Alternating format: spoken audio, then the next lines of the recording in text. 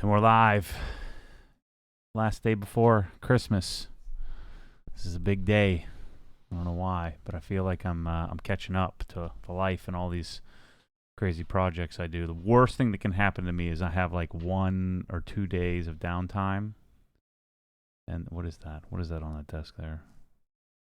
I thought that was a scratch. I was about to have It's like aneurysm. It's a feather or something. Probably from that glitter card that I just got.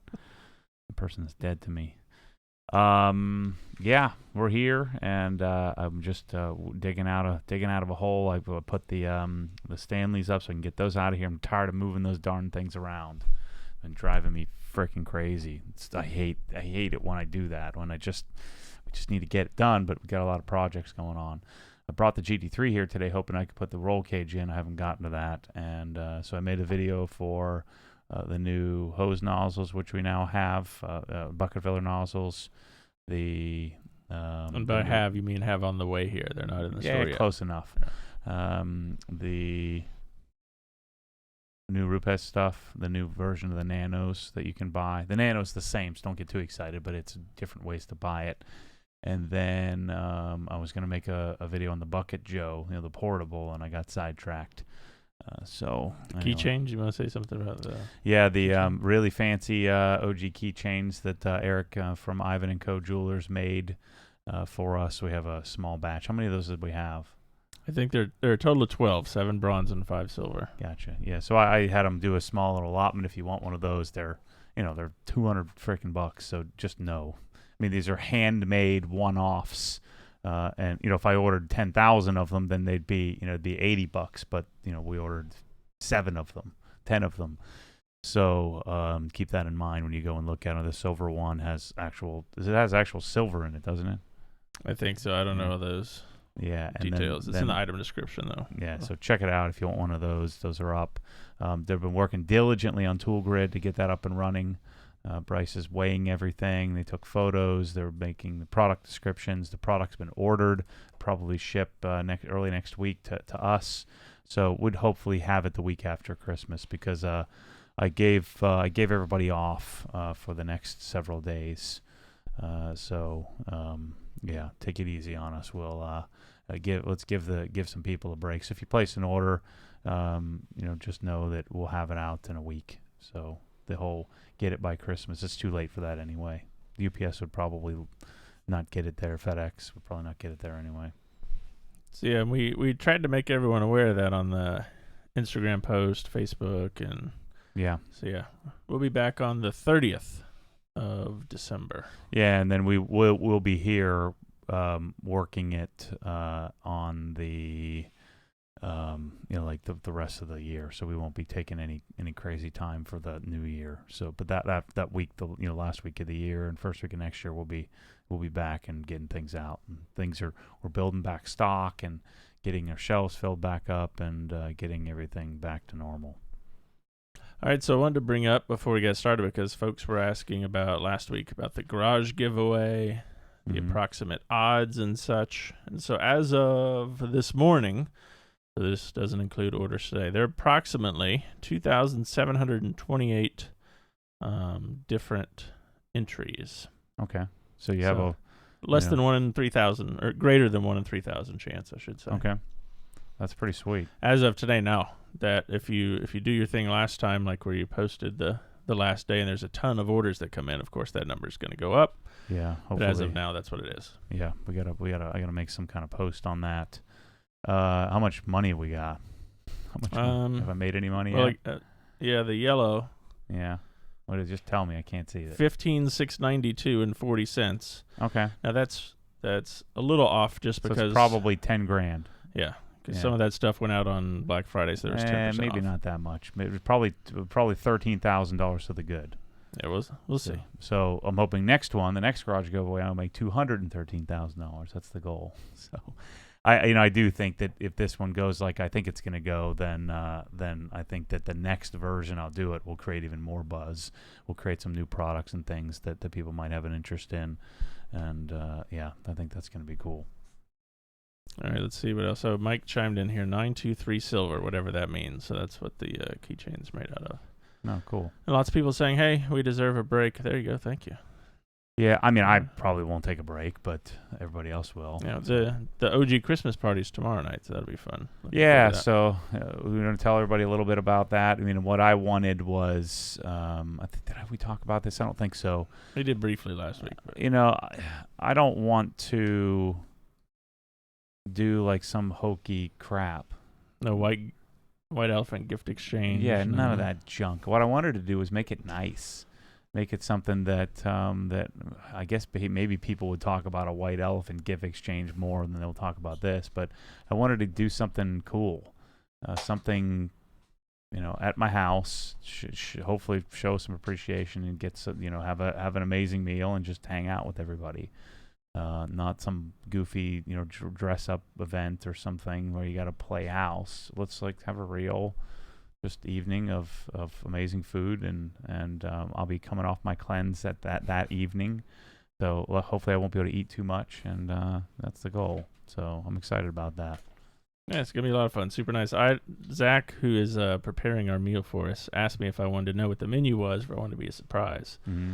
So I told him just to surprise me. He did send me a brief snippet of one thing he's working on, and you're definitely gonna like it. Okay, sweet. I'm definitely gonna like it too. I mean, the good news is. Bad news is I'll probably get sick.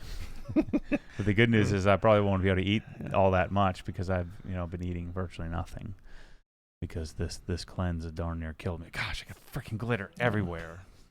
Balin Jones checked in on Super Chat, said, got to get back to work, but Merry Christmas, y'all. So, hey, thanks, Balin. Yeah. Sorry you got to go back to work. Yeah, thanks for the Super Chat. That's cool. So, yeah, we got a Christmas card that Matt opened right before we went on here, and it was covered. It had all that glitter inside. The only reason I open Christmas cards is just to make sure there isn't any money in them, and I punt them immediately in the trash.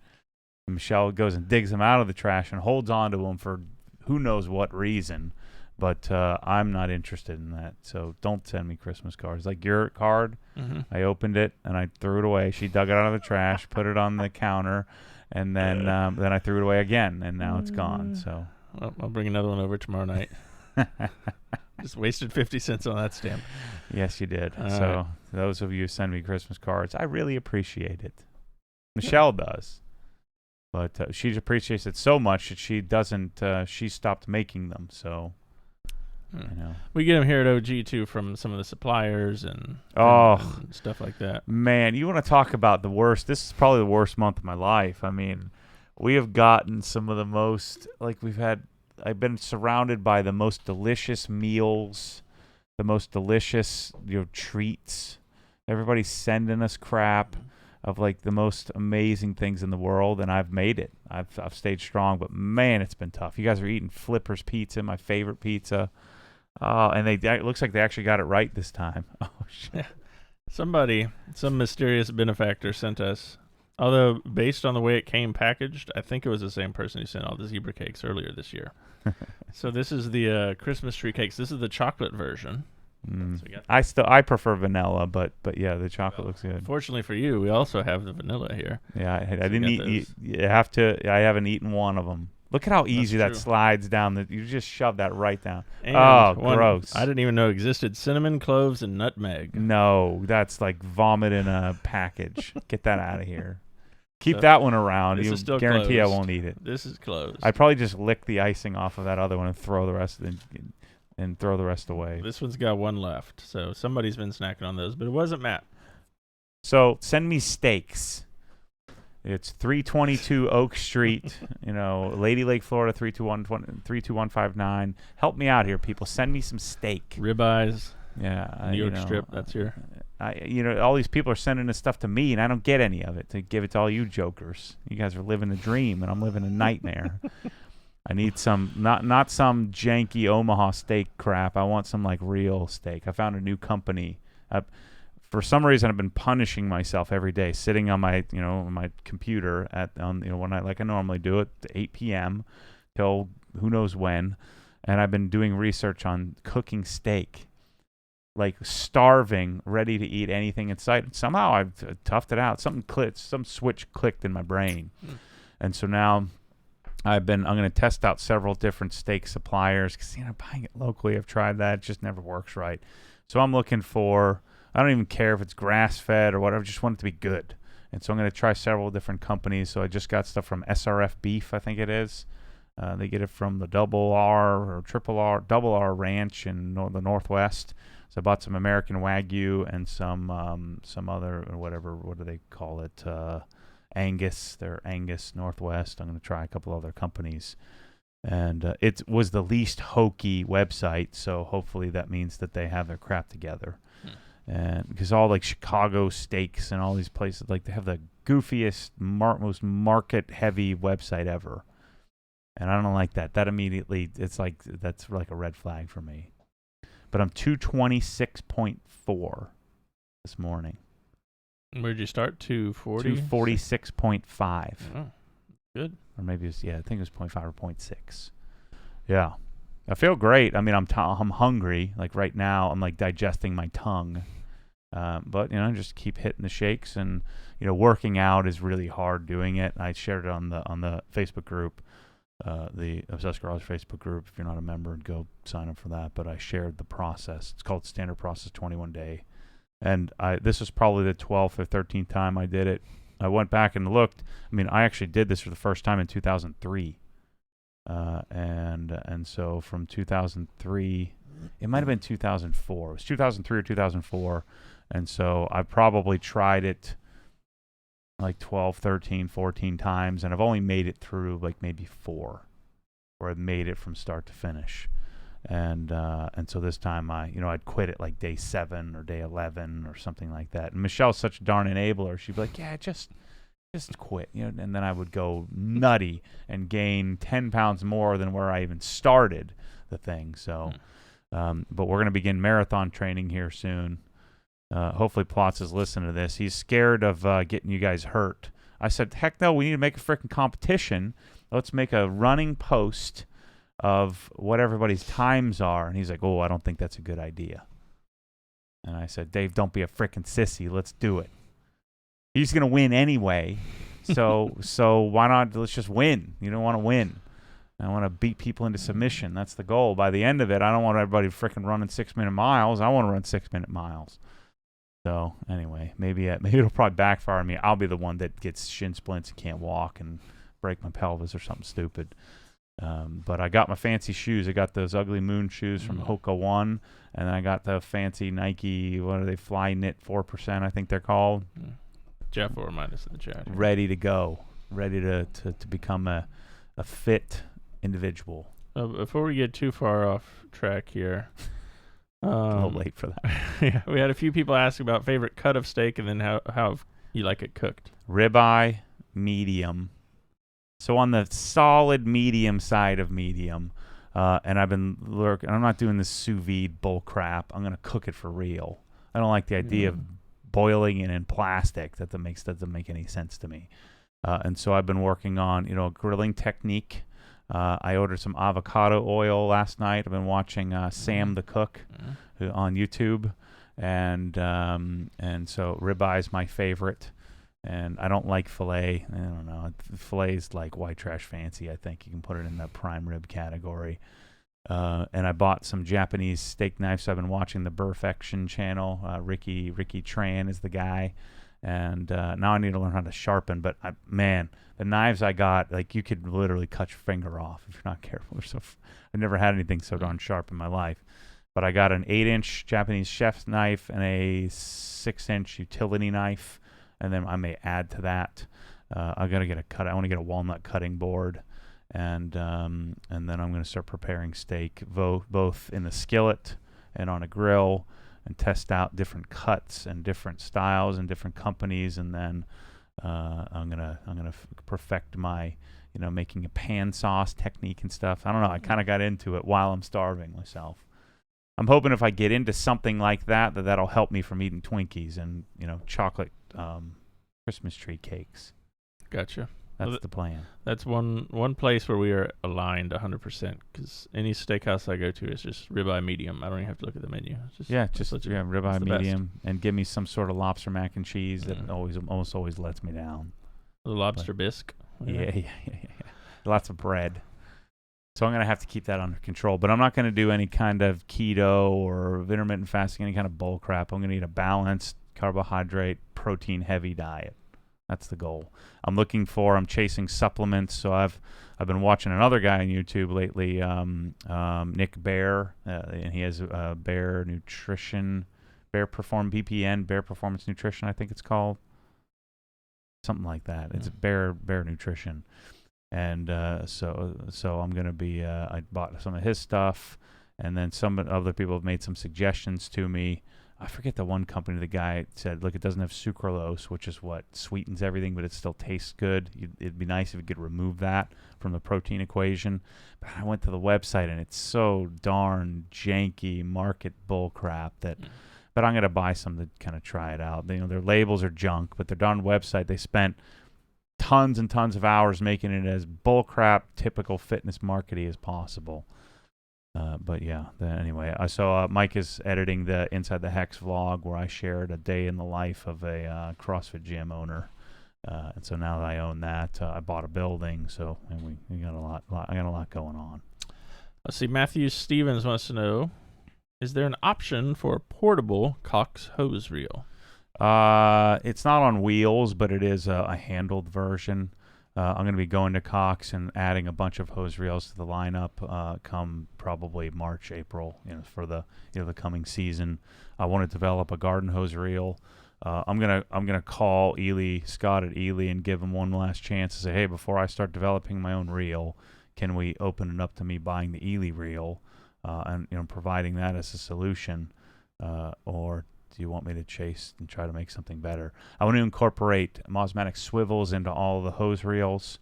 And so all the ones we've sold, I want to have an upgrade of a Mosmatic swivel. And then all the new ones we sell would have a Mosmatic swiveling option.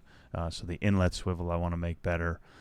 So a lot of things coming. I want to have gray, probably black and blue. So I have 3 different color options on the various reels. And also want to put the OG power cord in one of the Cox reels as well. And so a lot of different things I'm working on, or going to work on with them. Then David Plotz is listening. He said, I'm listening, Matt. Glad you're fired up. So he's here with us today. We have a couple of votes of approval for Sam the cooking guy. So that's good. I guess we're on the right track there. Yeah. Let's see. Lots of people are asking about the experience with Adam LZ, getting his car right. What do you think of the car? How did the paint turn out, etc.? So how'd that go? Yeah, so he brought the car up, and I saw it when we were there, and I just assumed that, like, especially areas around the trunk and the side of the car, or the front bumper, there was some deep, like, bird dropping etching. There was a lot of water spot etching, but no real, you couldn't really see the head of the minerals because somebody had gone and rotary polished it. Certainly looked like, you usually tell rotary polish when there's stuff flung like in the mirrors and things like that. So it looked like somebody just kind of moved some polish around the car. There wasn't a lot of contamination on it, so it had been polished recently. But not very well. So there was scratches and not a lot of swirling. So a lot of the swirl marks had been taken out, but a lot of like straight line scratches, toweling scratches, and just issues with the paint. And then like areas around the trunk almost looked like it was like primered. It looked like it was like just some crappy job. But a lot of it, I guess now that we've spent some time on it, it was just oxidation.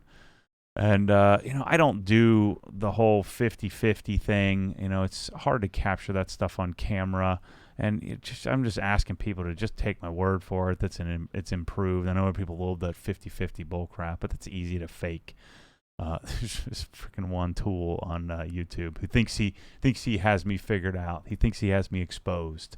First, he tried to come at me real hard. Like he has these 12 bullet points or so of how I'm full of crap, about how I say I've been detailing for 20 years and yet you don't know how to use a rotary and DAs didn't exist then and all this crap. And I said, well, my Griot's polisher came out in 2005. I got it when it was new, and so that's when I started polishing. Depends on what you call detailing.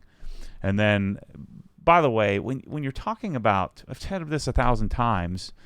When you're talking about experience, you could be doing the wrong thing for 25 years. So, and my learning curve is like frickin' rocket fuel because I have resources. I have now a following of people that add resources to me. I'm able to get in back backdoor access to whomever I want to inside of detailing in general. I can at least ask and get. I could have Jason Rose teach me a darn rotary from scratch. I could go. He'd probably spend 2 days with me if I asked him. But why? We've had that conversation. Why would you want to spend time learning a rotary when a DA is so darn good and doesn't have as many drawbacks? So it really doesn't matter. Right? You could be there's people who have been detailing for 1 year. They're probably better than me because they just have that artistic skill set. So time time doing something doesn't equate to quality. So he's like, he puts all these jabs in there. I'm sure it's not his real name. What's his name? Steve Pappas or some bull crap like that. Pattis or something like that is frickin' Tool. So Steve, if you're out there, chime in. So he thinks he's got me. I'm like, dude, I literally I've shared everything. He thinks he's got me because I was interested in Miyabi and ISM, and then I didn't do it. And out of courtesy to the esoteric guys, I've left our falling out of the whole discussion. But there's nothing to hide. You can't get me, dude. So just stop. So I just finally he's trying a new tact where he's passively aggressively making comments, and then I just finally just blocked him. I'm sure he'll go make another profile and keep doing the same thing, but it's nice to know that there are losers like that just follow my every walk, every move in life, and can be so dead wrong and not really know that they're dead wrong, and stuff frustrates me. But anyway, I was really surprised. I mean, I just thought we were just going to move some polish around on the car, make it look pretty decent, just hold them over until he had to paint most of it. And it came out, like, insanely well. Like, I wouldn't touch it. It's better than my M3's condition. My M3 has the failed spot on the trunk. My M3 has, some water spotting and things like that. And now I can probably, hopefully get out. But some texture differences on the M3 that this car didn't have. And so it came out stunningly well. And so we had to do a 2.5, I'll call it a 2.5 step polish, where we probably could have broken out some heavier compound, but we just tried to stay as not get super aggressive. And so we made 2 passes with microfiber and Jescar, 2 sets of passes, and then followed with Sonic's Perfect Finish. And that thing, man, it just transformed. So all that oxidation and all those spots just really came out incredibly well. The glass came out pretty clean. The windshield has a bunch of dry wipe scratching. But yeah, it turned out great. And we did it in less than a day, because I had a long meeting with Bryce and the my Quest course that I put him in, the final class with my business coaches. So I had to do that, and we didn't even get started till like 10:30. So we finished the car in a day. They came in next morning, put the last coat of EXO on, and took it home. It was pretty freaking cool. From Chase, our buddy Chase, on Facebook. Last week, you mentioned an inquiry into how many stools from Griots you've been responsible for selling. Why don't you sell the Adams branded ones in your store, since they don't have a problem with you selling their products? Or maybe find the source and throw a bolt on it. That's a darn good idea. I think, is the Adams identical? Not sure. I'm going to look that up now, so thanks, Chase. I don't even think about that. I'm a freaking idiot. Maybe I am an idiot. Maybe that Steve douche dude is onto something. Let's see. Adams. What's my next question? I'll look this up. Let's see. No question here from Lucas. Just wanted to say I'm very much looking forward to what's coming up for OG in 2020. Happy holidays. The OG team definitely deserves their week off. There you go. Brandon, our friend Brandon, who's now in Florida. Would you be able to give a brief rundown of Swiss Track Smooth versus traditional? I'm anticipating getting a house in the next year, and Smooth seems more appealing to me, nicer to walk on, lower profile, etc. I don't see you installing the Smooth version, and it doesn't seem as popular for some reason. I'm not concerned about the Smooth version not holding as much weight. What are your thoughts? Well, Smooth, forget the weight part. The weight really won't matter. It's the, there it is, $89. I'm going to freaking order these today. I'll call them up, and I'm assuming I have a wholesale discount on them, and get one of them. My Griots is beat up anyway, but yeah, it's the same thing. Maybe we should start modifying them, putting some better stuff, better wheels on them or something. Oh yeah, cool. I like Adams better anyway. So good job, Chase. what was that Chase. question again? What was I talking Brandon about? was asking about smooth. Oh yeah. So the Rib Track Smooth doesn't look as good. Like it just looks a little bit, I'd say it looks a little more like a plastic tile. Certainly you roll on it better, but it also doesn't hide dirt as much because it's flat. And let's say you had a bunch of sawdust where they really can't sit on top of these on the Rib Tracks, the regular rounded version. But on the Smooth, you'll have 50% of it sitting on there that doesn't fall through the cracks. So although it still looks pretty clean, it doesn't look as clean. But I wouldn't worry about the rolling. As a rolling weight's like 40,000 pounds instead of 50,000 pounds. There isn't a huge difference there. But the main advantage to the regular Rib Tracks, and the reason I always do it is because it really looks a lot cleaner than the Smooth. But lots of people have done the Smooth. Now the Eco, there's Eco Smooth. The Eco is a different tile. The colors aren't as vibrant, and they're not as sturdy and much more susceptible to issues. But I mean, I guess technically a Smooth could probably hold most jack stands and jacks better. But don't get hung up on rolling. The rolling anything on a Rib Tracks is fine. I mean, we roll stuff on it, thousands of pounds on it every day. So rolling on carts and stools and things like that, unless you had a really stout, like a big rolling snap-on box, like an 84-inch or something, with lots and lots of tools in it. I mean, you really won't notice much of a difference in rolling. Our forklift goes over just fine on the Swiss track. Yep. So. Yeah, it's a zero turn, and we can even do full 360, and it doesn't pull up the tile. Jacob says, you've referenced that CR Spotless is not the best or most robust option for what many OG followers are actually doing in their wash bays. What would be a more stout option? Well, Glenn from RV Transformers, he developed a thing. He said he did, so I'm assuming he developed it. But with a 10 gallon per minute bypass. So a couple of disadvantages to the CR.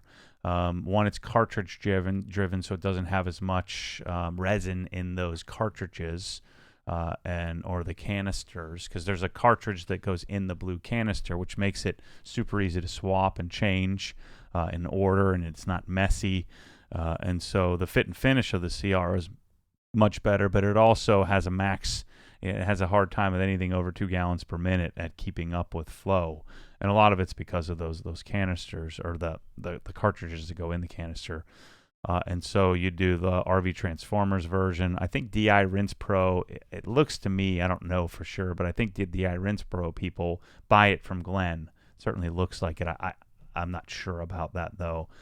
I'd read something on a forum or something somewhere, maybe it was Facebook, where I thought that they said that the DI Rinse Pro guy had passed away and somebody else kept it going or something. But I'm pretty sure that they're the same. It's the same head, at least, where it has a 10 gallon per minute bypass and houses a whole lot more resin that you would have to fill manually. And so it's a more stout solution if you have a really high volume pressure washer, 2+ gallons per minute, or if you have hard water, you'll get a lot more use out of it. Let's say you have hard water, instead of 4,000 gallons total, you get 2,000 gallons versus a CR is going to get 150 gallons with really hard water, so that answers that. But it's freaking ugly, so the CR is still the way to go if your water isn't too terrible or you had a softener at your house or something like that. The CR, I think, is still a very viable, much cleaner, simpler turnkey option. Let's see, Ryan says, here in Minnesota, I tend to wear sweatshirts frequently because of the cold weather. Mm-hmm. One of my favorites is the OG sweatshirt. I know you have brought this up before, but can't remember where it stands. Do you plan on adding additional versions of the OG sweatshirts to the store? Happy holidays. Yeah, we're going to work on that. I want to have 52 sweatshirts. So. Does he mean hoodie or like sweatshirt? I get confused. Probably either a hoodie is probably the same thing. I think he's talking about the Storm Tech version. We need to get those guys on the phone and get some more of those. But yeah, the Storm Tech is really nice material. I've found another company, my buddy Wes from Titan turned me on to that company. Did we send them the info? I forwarded it to you. It was called, the email's gone, but it was called Cotton Creations. Oh, yes. I sent them all the stuff they needed. Got it. Okay. It was called this back over here, just so people can, look at it if you're trying to build your own clothing line. We're going to buy a bunch of samples. Cotton Heritage, that's the company. So I applied to get a wholesale account so I can order a bunch of stuff from them and get moving on. Yeah, there it is. cottonheritage.com, and I want to try out some of their shirts. Wes saw them and said they're ridiculous. And Wes and I share a lot of the same idiosyncrasies, if you will. So if he likes it, I'll probably like it. I see Danny checked in here in the chat, says he's looking forward to the OG ugly sweater in the store. No, not going to happen. Will never happen as long as I'm alive. I don't like to do anything that everybody else likes to do. So I know what I'm wearing tomorrow night. Such a downer on all that bull crap. All right, let's see. Trust Me, It's Real on Instagram asks, why didn't you use Technic Crystal Serum Ultra on the GTR? Ease of application, didn't have it. What was? Yeah, ease of application, and it's CSL's freaking awesome. I only have one bottle, so I can get more, but why not show people something they can get instead of something that none of us can get, or only I can get, or only accredited installers can get. So, and it's a lot harder to deal with, and we had a lot of hands on deck. So, and the probability of even me screwing it up, I've only done it a couple of times, is pretty high. Versus CSL is almost impossible to screw up. All right, let's see a chat question from Dan. Dan, press-all tips are available in the store. We do have more. Matt, how can I fix my leather seat indentations from everyday use, or is it too late? From Jeff's detail. I think you could probably try steaming it or heating it to see if that helps.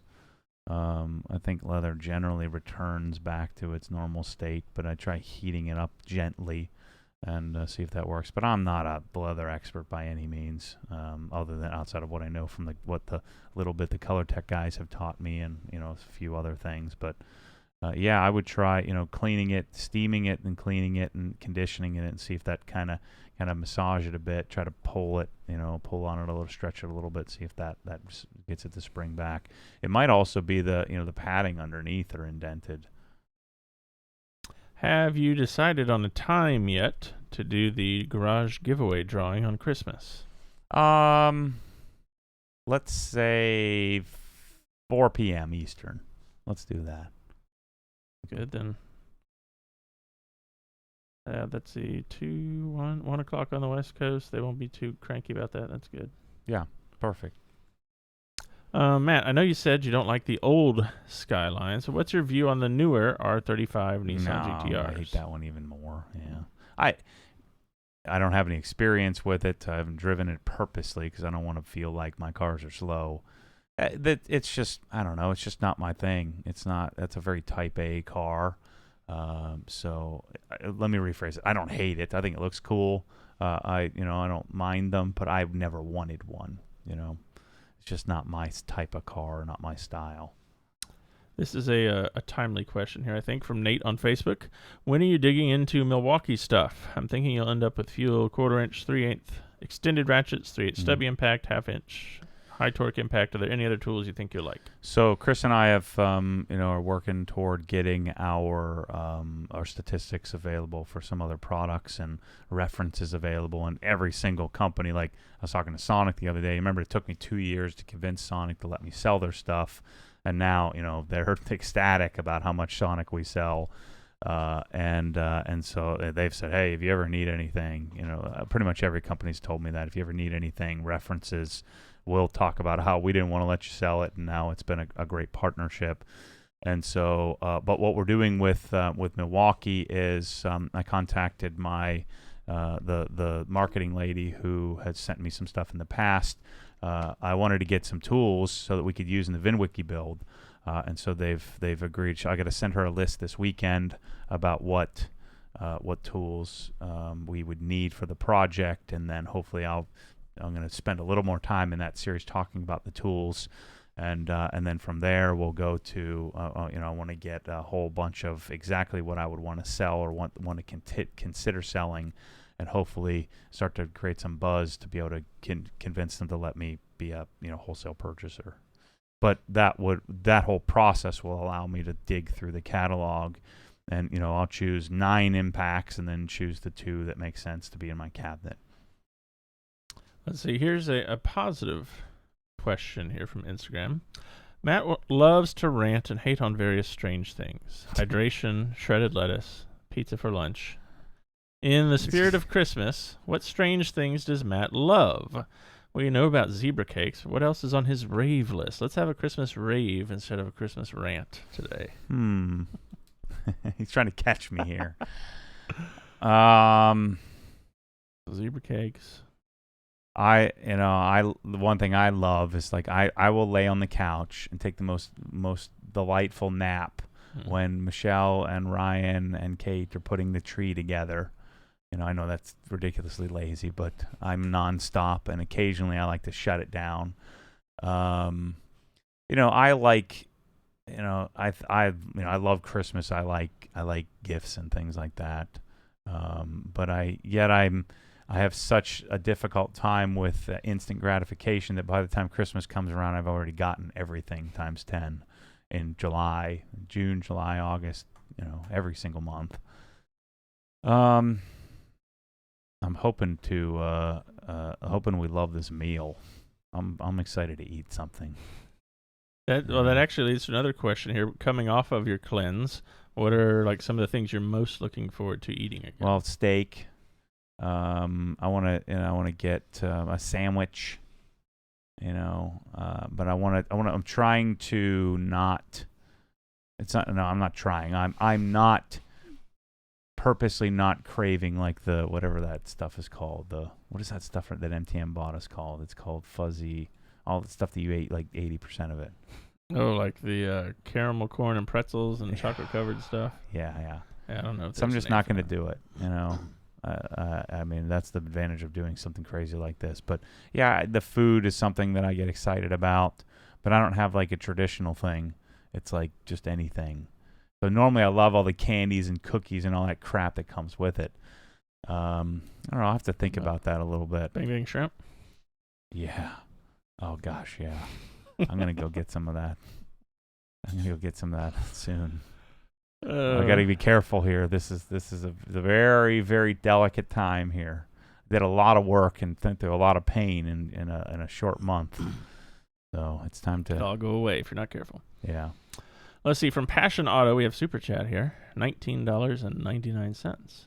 Do you think you will do a giveaway with any products such as a Rupaz? P.S. The $20 is for the knowledge you've been dropping on us over the years. I haven't taken the plunge too deep and haven't purchased many products. So thanks for that. Well, one of the options in the giveaway is to get the entire, detailing line. Or that's the second prize.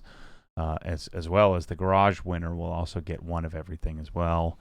I don't want to nickel and dime it, the giveaway stuff. Actually, it would probably be more profitable if I nickel and dimed it and had these little giveaways, these little short, like 2-hour giveaways. But then I become, what is that website where you start to bid like a penny or whatever? Oh, Queebids. Yeah, stuff like that. I had a friend who used to do that. Yeah. No, I don't want it to become that. And I'm not a huge fan of gambling or advocating that, so I don't know. The giveaway to me is more grand and something that I hopefully can get people to participate in, and then I can tell the story. Because that's really what I'm doing with the podcast and the YouTube channel and Instagram is I'm telling a story of my life. And so this would be the story of somebody else's garage and the transformation of it. The 1M was the story of the car and the transformation of the car and building it and sharing my spec and what my version of really great is, and then hopefully impart that on somebody and give them something cool. So I want to be able to tell the story of it. So giveaways I think will be in the future, like garage type, maybe a car every couple of years, and then experiences is what I'm gonna want to participate in. As our brand gets bigger and our building gets bigger and our facilities become cooler and I build my garage at my house, there'd be more of a reason for somebody to come and check it all out instead of a 2,000 square foot little baby warehouse.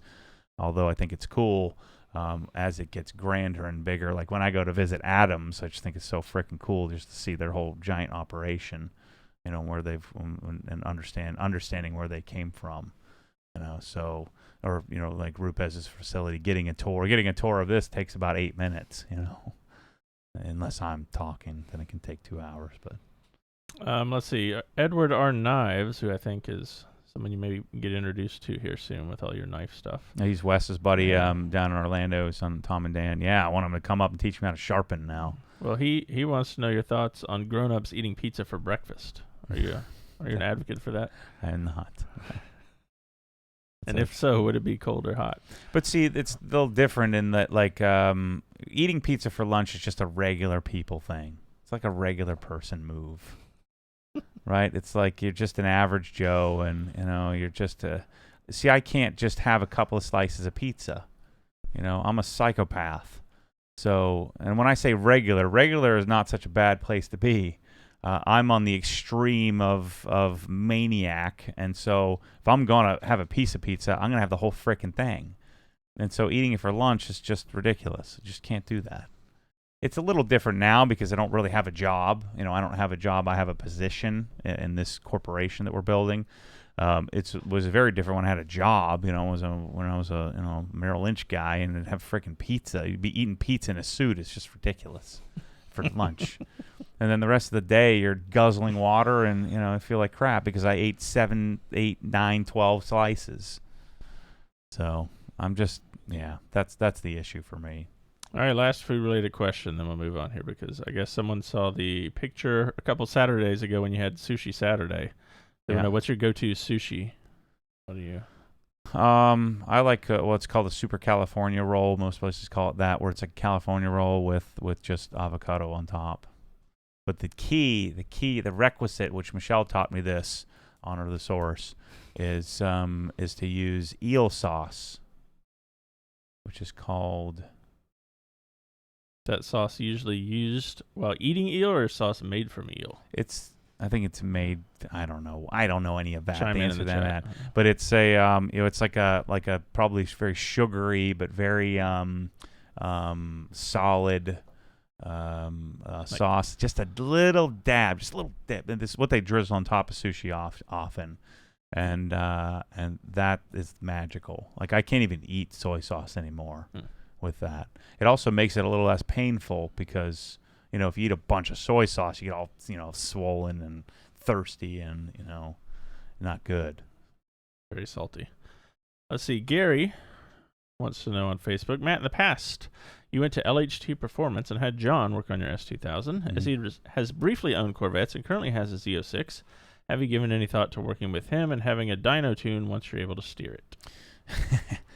So John has a very niche business, and he's done this in the past where he brought in all kinds of employees and then, had to fire a bunch of employees when, as business ebbed and flowed. And so John has protected and this happens often with business owners where they say, you know what, I've dealt with having a bunch of people and it would just backfired on me. I'm just going to keep it small, live the life I want to live, make enough money to live a really great life. And do niche projects for a niche client base instead of just making it big. Because John could turn LHT into a massive business overnight because he has a huge following and he does amazing work. And so he doesn't have time to deviate. He doesn't have time to go and just moonlight on a Corvette unless it's his own on like the weekends or something like that. And so he's very protective of his time. And so even if I did like an EM1 Civic, I would have to book out 6 or 7 months because John doesn't need more business. He has the YouTube channel to kind of keep things rolling and share his day in the life of what they do. But it'd be really it'd be difficult for him to deviate and wish to start working on a Corvette. When he doesn't, he's not looking to have a 2 million subscriber YouTube channel, and that's what he does. He wants to stay in his lane, which is really smart, and so he's crafted his life. And so for me to show up and I talked to him about it. I said, hey, would it be any benefit to you to us working on my Corvette? And he's like, yeah, Matt, I'd love to, but I'm booked out 6 months, and if I deviate from that, then I'll end up with a bunch of Corvette people, and it just isn't what his specialty is, although he could certainly do it.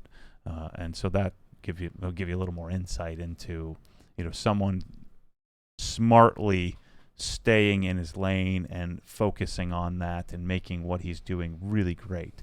I tend to do that a lot too, where I could sell a zillion products and do a bunch of different things, but I stay in my lane, And sometimes like I would classify, CrossFit as like my weekend project. I would classify me messing around with steak knives as a little hobby type thing. But I stay in my lane when it comes to Obsessed Garage instead of trying to capture every single possibility, because if you do that, then I think you end up losing out. One, it becomes less fun, you have more headaches, and you give up the longer term value of the brand by doing that. Dan on Facebook wants to know, what's the story behind yours and Adam LZ's friendship? I'm a longtime follower of you both and enjoy just how different your contents are. Do you think you'll continue to collaborate with him? Yeah, so when was it? It was probably, I think it was early 2017.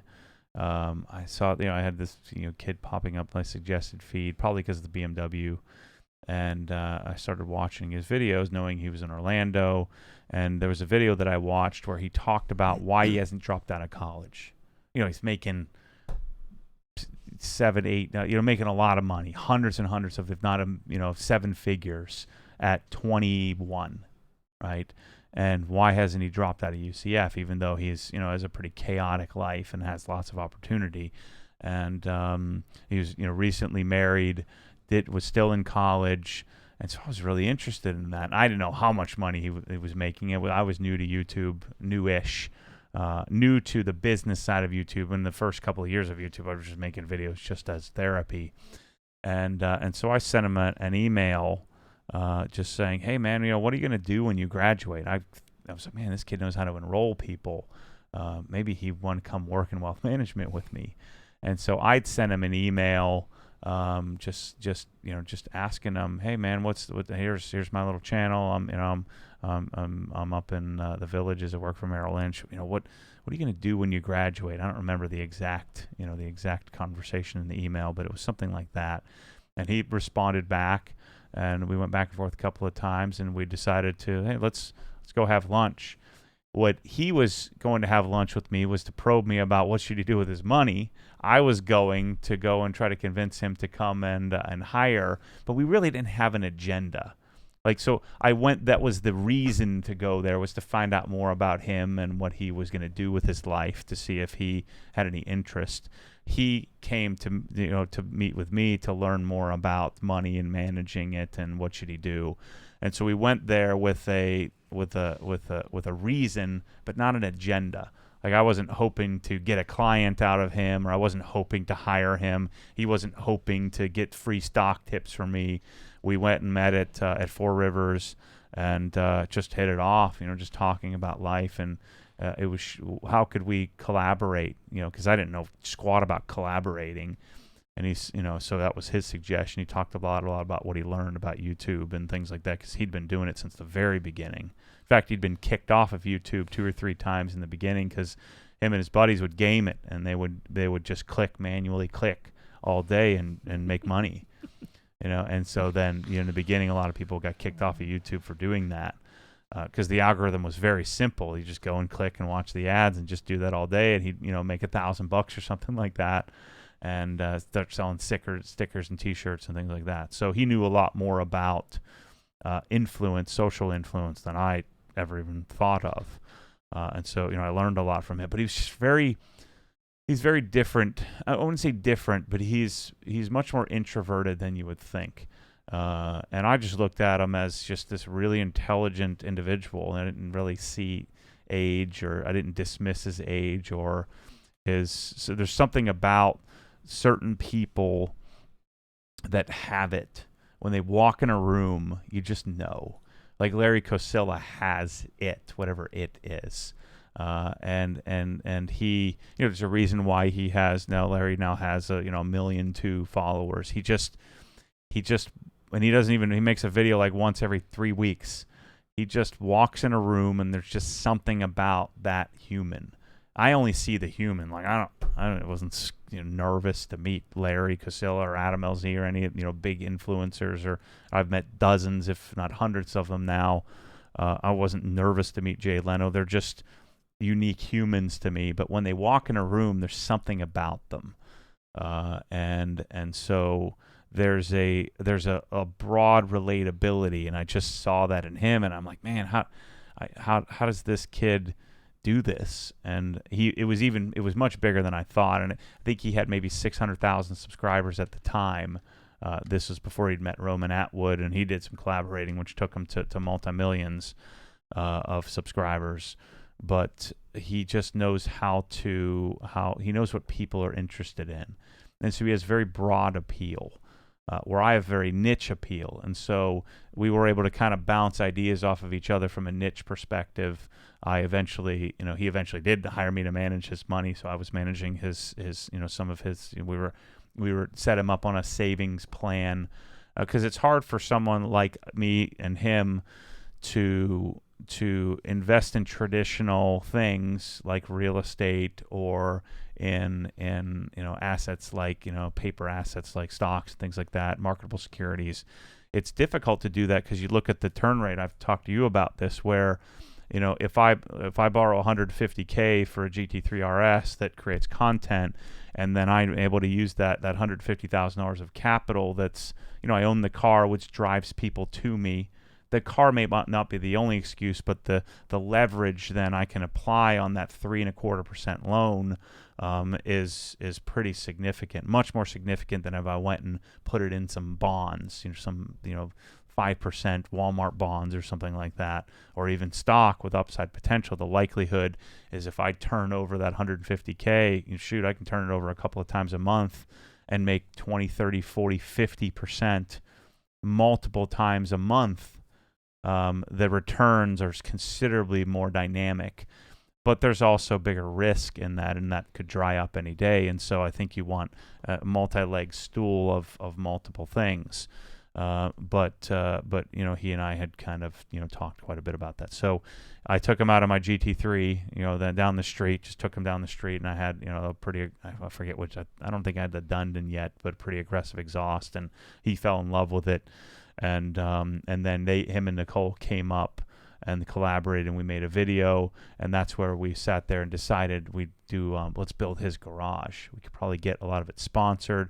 It'd be fun, to kind of do together and share the building of it, and then from there we've just been friends since. And when you have friends that are in the same kind of lifestyle as you, he's obviously in a much more prominent position where he has lots of people following him, but we can relate to the same issues. But he's polar opposite. He's go, lives right brain. I live so I go, but I live in the left brain world, where he just spontaneously does things, but he has a lot of left brain in him. A lot of calculating, a lot of intelligence. I live my life via left brain, but I have a lot of right brain in me. And so the two of us together, it's just kind of a unique dynamic. You see us on camera, and so we've been friends since. And, friends more than just the superficial.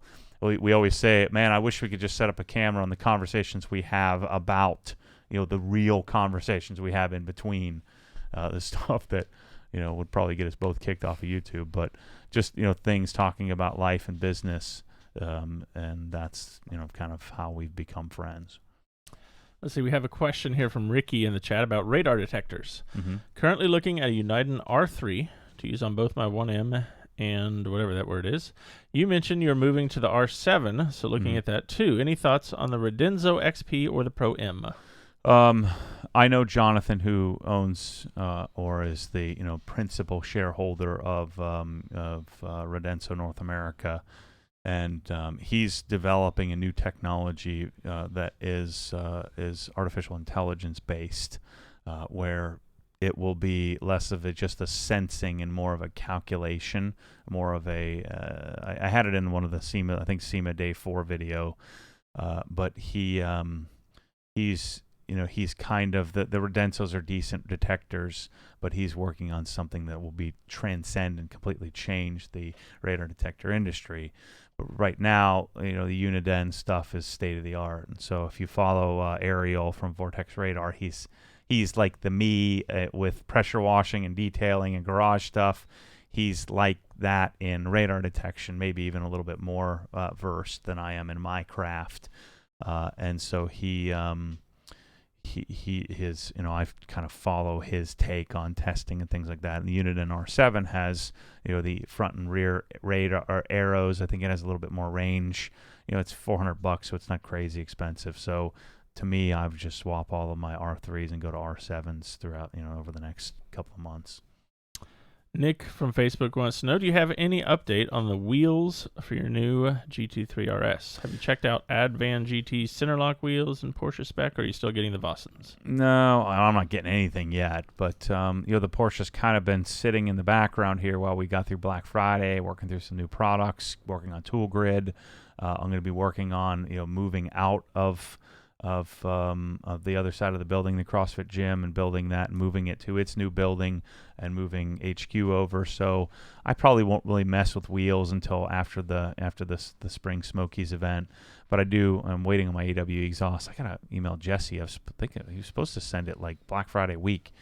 But I should have an AWE switch path to hold me over, because I want Jamie and Charles to come here, hopefully in the spring or summer, and us shoot a video and tell the why behind why we're doing a plenum and catted, Dundon exhaust and center muffler.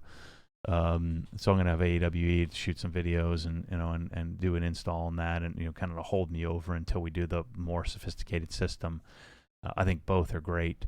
And that's why I like to share both with people. But the GT3 wheels would be something that will probably be a spontaneous. I wake up one day and say, okay, I'm going to get it. But I'm almost most certainly going to do the Vossens. I'm really pleased with how the Vossens turned out on the Corvette, and they have a really great offset and spec designed specifically for the RS. And there we go. Ricky and D. Ron Jones both helped me. It's Julia. It just looked weird. The Alfa Romeo Giulia was the other car. Oh. I didn't know how to pronounce. Let's see. Any interest in the Porsche EV? Is that electric vehicle?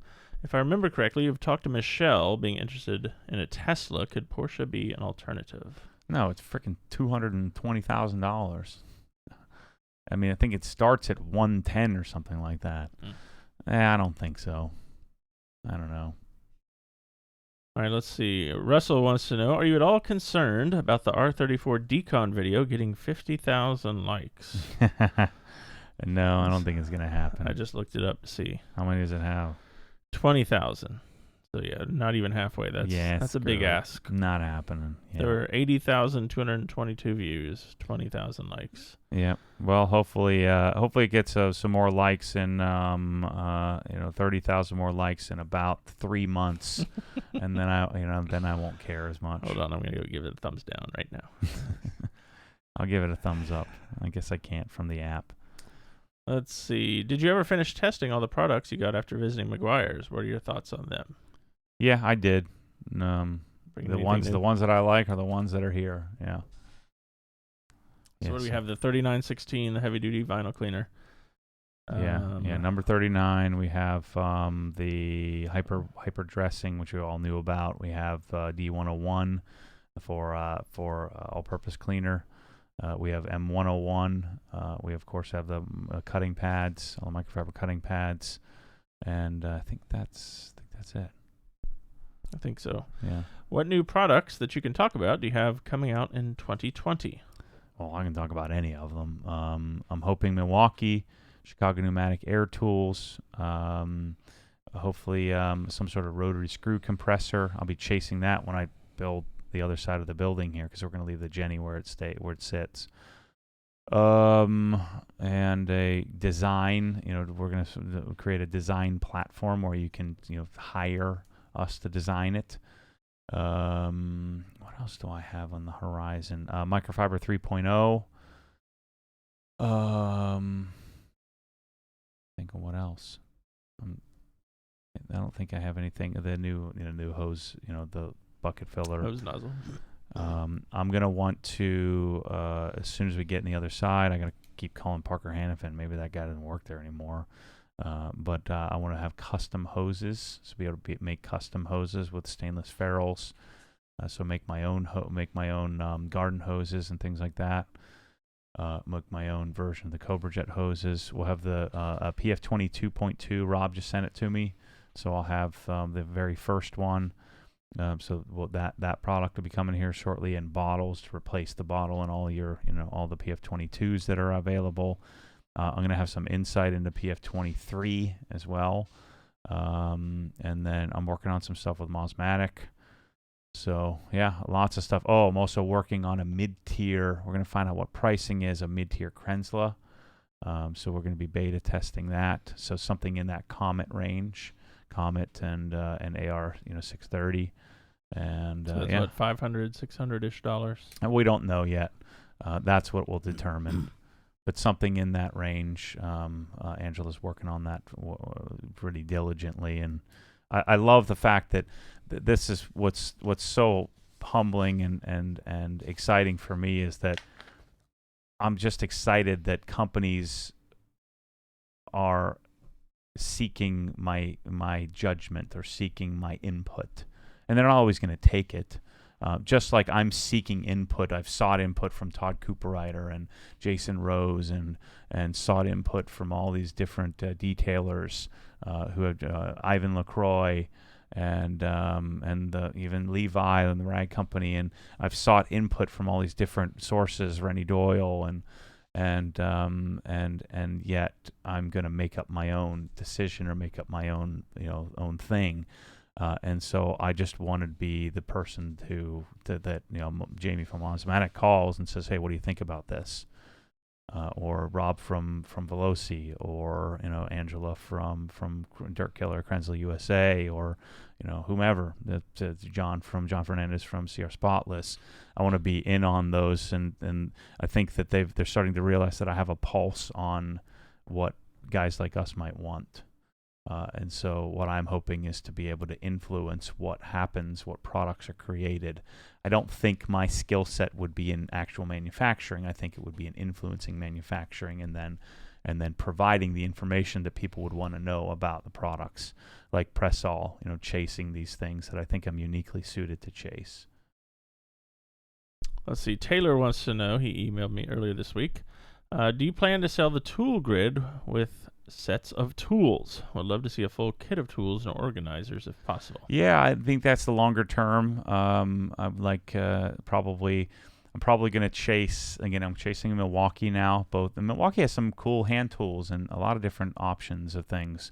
And so Milwaukee, Chicago Pneumatic, also Tool Grid's working on, I've already saw some of the designs, some taller 3D printed stuff, some taller corners and things like that. So we could put bigger tools in and have drawers with air and electric tools that are just suited for that.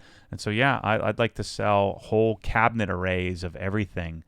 And so just like I've worked so diligently to create an entire detailing line, we're going to work on that here shortly too. I got to go shoot that wrap-up video for sure of all the products we use for Adam on Adam's R34 GTR. But I want to be able to have full solutions just like with detailing. So you can just click the button and say, I want the Matt Morman loaded up Sonic MSS Plus array with Knipex and Channel Lock and Milwaukee and Chicago Pneumatic and Sonic and the Adam stool and a whole array of detailing. I want people to be able to have full solutions, because the way that I purchase, like I've been looking at the master toolkit from Park Tool, So they've created a full line of their entire system, and then I used that to figure out which parts and pieces of that I want. So although they probably get quite a few people to just click the button and buy it, they also are providing a roadmap for what you would want for a complete set. And so that's what Obsessed Garage is going to become here. And so we've already launched. I've already given the go ahead. We're going to have a whole new theme. The website's going to be redesigned here, where it'll be much more it'll be much more navigable. That's a word. Navigation friendly, and it'll allow me to get another even higher level of organization, and hopefully speed it up. That's another issue, is we're having issues with Google crawlers. In our SEO and our quality score not being so great because of the complexity of the site, and we need to speed it up a bit. We had a question asking about the Rupes training, confirming dates, and then when will that be available to purchase and reserve spots. So I looked it up. July 16th and 17th is when it's on the calendar. I'll probably start talking about it and set it up as live probably in late February, early March. And start planning, what other outside activities we'll be doing, and it's gonna be $1,000 just like normal, and it'll be at the Omni there, and so if you're asking for vacation or something like that, you can probably do that. I wouldn't book your flights yet just to be sure, but yeah, I'll start promoting it and talking about it probably February, March. Are you still using your Unify network at your home? My question. Mm-hmm. Yeah, it needs an upgrade because we now have gigabit internet at my house, and the Unify isn't the bottleneck; it's the Meraki. So Bryce has been waiting for, I forget what it is. He's probably going to run in here and tell me. Bryce, I don't care that much, but one Unify part that I'm looking for, I think it's a network switch. Kind of like the Meraki, where it's a firewall and modem or switch or something like that. That we're waiting on the beta to be available and hopefully get one of those. Unify Dream Machine Pro. Yeah, that's what I'm looking for. And then all caps, care. Let's see, care. Let's see. Hey guys, I love the podcast. Hey, thanks, Bart. Can I just ask, what are the best and worst parts of the E92 ownership experience? I mean, the best of it, I just think it's the perfect size car. It's my favorite sized car. It's comfortable, but also you can rag it out. I actually like, and I'll probably end up supercharging or doing a stroke or something with it in the future, as I don't think I'll get bored with it, but as it gets a little bit staler, and it's fun to just that high revving V8 is awesome. There really isn't much bad about it. You can throw the kids in the back. It's family friendly. It has a decent sized trunk. It's pretty maintenance free, pretty bulletproof. All this bull crap about rod bearings and Vanos, all that stuff, or whatever it's called. Not Vanos, the throttle actuators, freaking non-starter. Just every car has things you got to fix. So those are just things that you might or may not have to fix. And everything about it is just great. Yeah, the manual transmission's a little noodly, so it would be much better if it had a more mechanical shift linkage. But outside of that, it's pretty freaking awesome. I had a question asking about when will we get a resupply of wolves or woofs? Not woofs. Woofs? Wolves. Wolves. You got to add that L in Wolves. there. No. Wolves. It's not plural. It's singular. It's singular. It's possessive. Okay. Apostrophe. Wolves. Yeah. And we also have what's the one that's not the window? The nano trim? dressing. No. I'm not bringing in the trim coating because I would suggest buying CSL and putting it on your trim. It's much better. And then you can use it on the paint too. But the window sealant, the window coating should be here late January. Yeah, late January. We approved their numbers and the shipping and everything. Now it's a matter of them fulfilling the order. Yeah, we'll have a ton of it. Travis wants to know, are you guys going to have another open house? Yeah, I'd like to have one soon. Maybe February, March, something like that. Some come up in the spring here. Yeah, I'd like to do that soon. Hopefully, once we get set up on the other side, I'd like to probably have an open house after that. Yeah. Last year was February. I think it was the 16th because it was Bryce's birthday. I remember. Yeah, I won't have any yard sale. I don't have anything to sell, but thank goodness. Yeah. Jeff, our Nike buddy, wants to know, did your new lunch bag come in yet? Yeah, but Michelle took it all from me and wrapped it as Christmas presents. So the shoes, I bought like $1,000 worth of stuff. So I got new Metcon 5s personalized. I got some other Metcon that I was trying out. I got the 4%. I've got a lunch bag, 2 lunch bags, and I think that's it. And then Michelle got some shoes and stuff. So she took it all and wrapped it all and put it on the Christmas tree. Gotcha. Yeah, sorry, Jeff. She stole and made a Christmas gift. I like that. So what are you gonna do with your old bag? Did you punt it in the trash? No, I'll keep it. Yeah. Ryan reuses those for lunch. So they're always the lunch bag is a point of contention in our household because they're always missing. I forget it, or they forget, or somebody forgets it. When is the giveaway over? Well, that's a good question. 23rd. 23rd at midnight. Let's see. I want to make sure we get this exactly right. I think it's. Let's see. Garage giveaway. Yeah, we have December 22nd at 11:59 p.m. Eastern. So today is the 20th.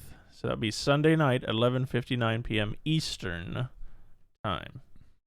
So 8:59 for you folks on the West Coast. Yeah. And what is that? 4:59 for our friends in London. What is your first project of 2020?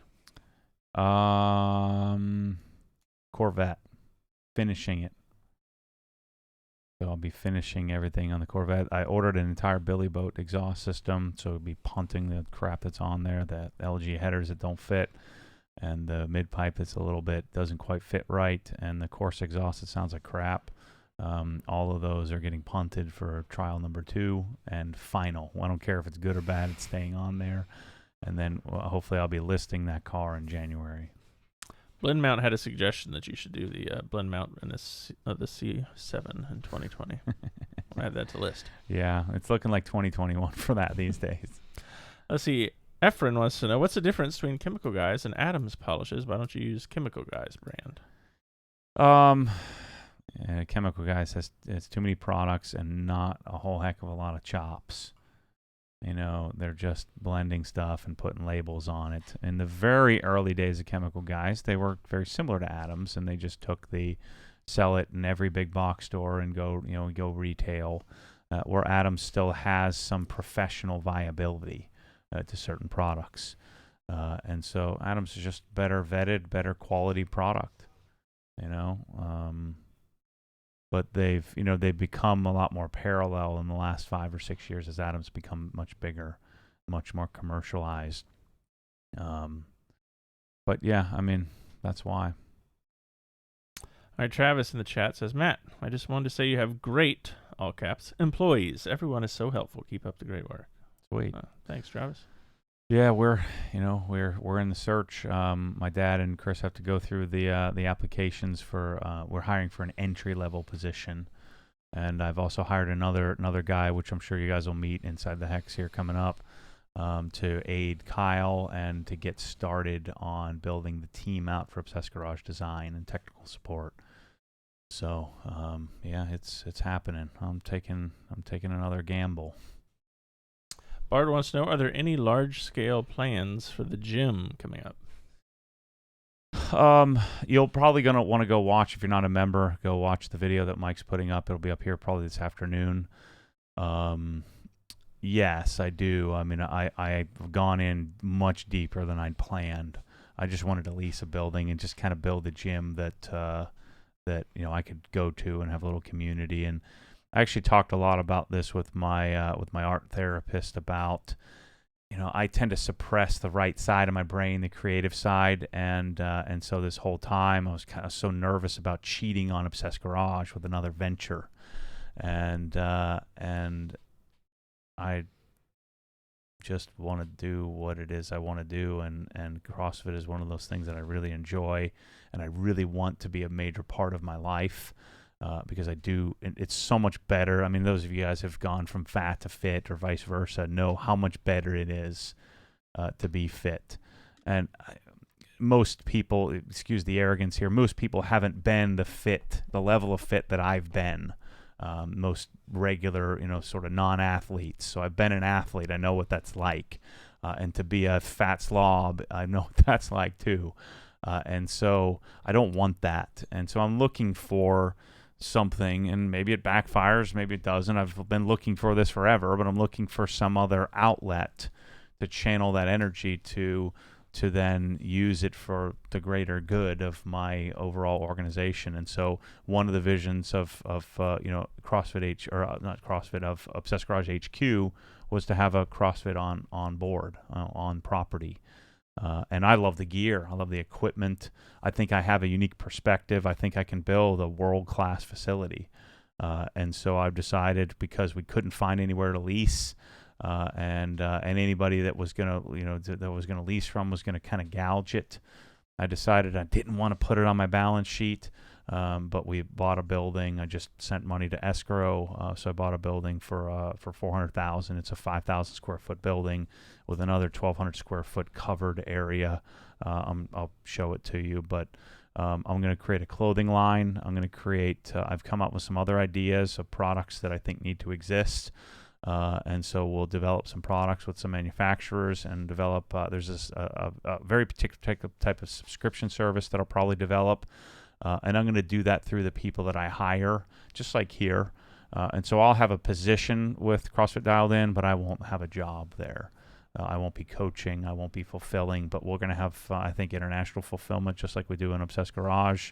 We'll use all the lessons learned with this, build that. So, my vision would be Obsessed Garage, CrossFit Dialed In, Obsessed Home Theater, or some version of it. And then who knows what else. Maybe I really get into steak. I don't know. So there's opportunities to do these things and to be where they all contribute to one another and don't distract. So yeah, I think you're going to see some cool stuff coming from that. And I don't intend to become the personality behind CrossFit Dialed In.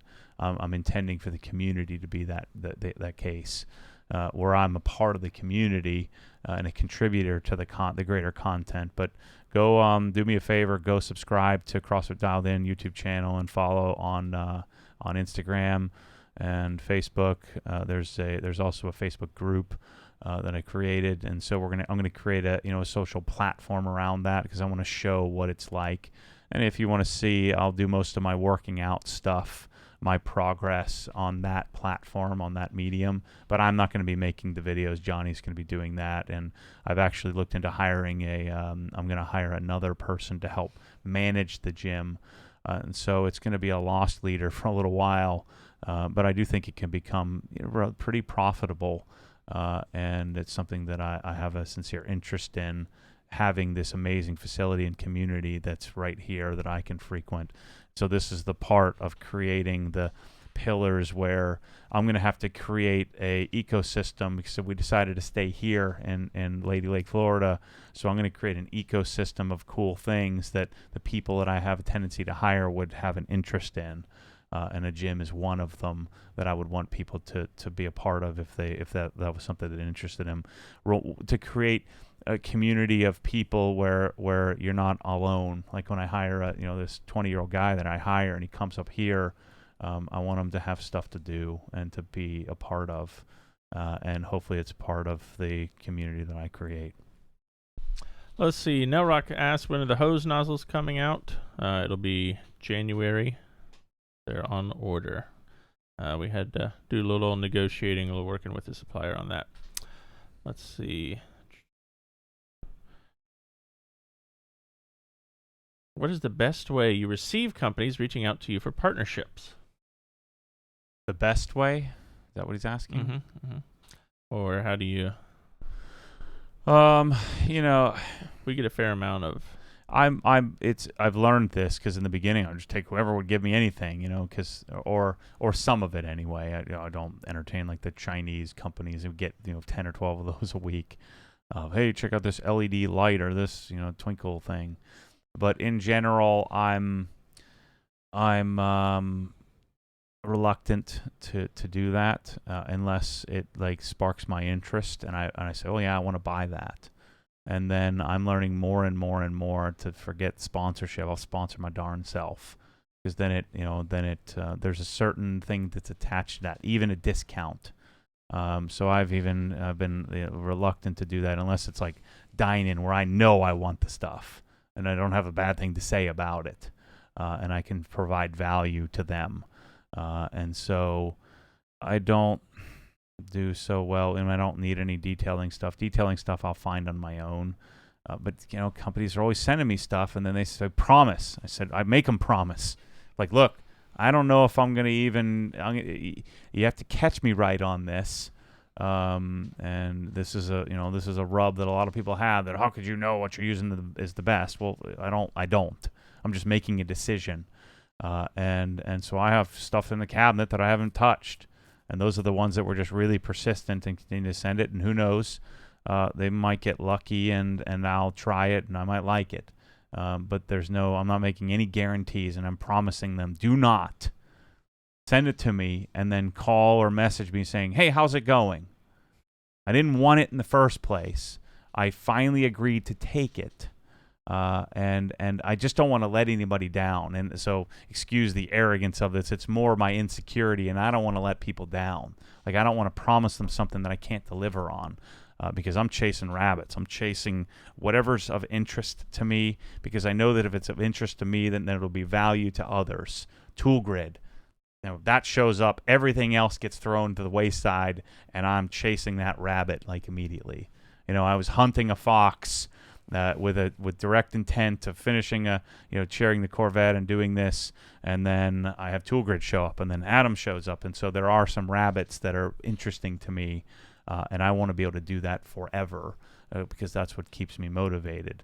But I don't want the pressure of companies reaching out. So the way to do it is to say, hey, Matt, I just want to get this in your cabinet. I know there's a high probability you're going to punt it, but I think it's great. I think you should consider it. I'm going to send it to you, but I'm not going to bother you. Here's my contact. If you do try it and decide that you want it, I would love to work with you and love to be able to provide it to you and the people that have it in your process, and I can supply you X amount, and so that's what I would hope people that were interested in reaching out would do. And if it's great, I'll chase it. I'll be like a rabbit. If something shows up, like, man, this is amazing. Detailing products are a little harder. One way to get me is to don't send the same stupid bottle with the same garbage label and the same dispenser that everybody else has. You'd want to put it in something legit that's unique and different, and then that would immediately mean that I'm like, oh, shoot, this guy's got packaging down. Maybe I should consider this product. Instead, they all send it the same thing, the same frickin' bottle as everybody else, and the same bullcrap blended stuff from their local blender, or some, not even a local blender a lot of times, just something they decided that they've crafted the best thing in the world. Maybe it is, but if it is, don't send it in the same freaking bottles that everybody else has, because then it's going to sit in the cabinet and eventually get given away. So that's the story.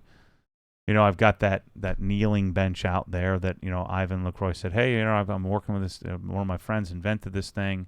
I'll send it to you. And I told him, I said, look, you can. I don't really want one, but yeah, that's cool. Maybe I'd be interested in that. So it's probably going to sit in the box until one day I open it up, and then if it wows me, then I'll chase it.